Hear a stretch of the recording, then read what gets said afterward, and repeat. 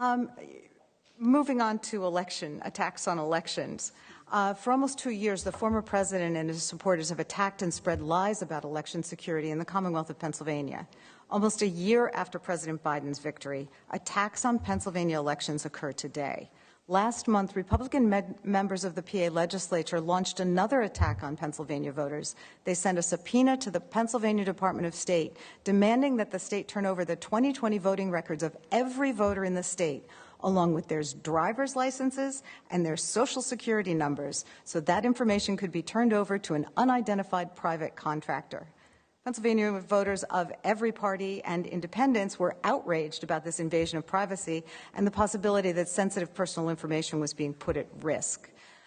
Can you address how this kind of sweeping intrusion into election and personal data under the guise of an election audit might violate federal election laws? Yes, I can't.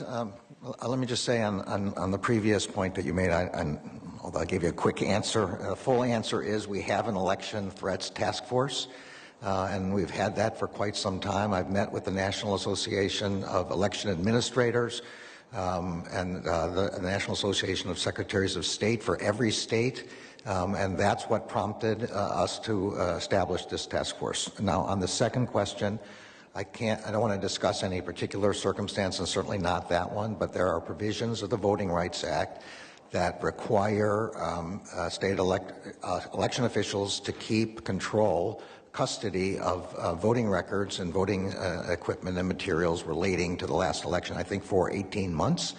And similarly, there are provisions of the same statute which prohibit intimidation or acts leading to the intimidation of voters. Both of which are sort of the core of the federal government's concern with respect to post-election audits. Thank you. The lady's time has expired. I yield back.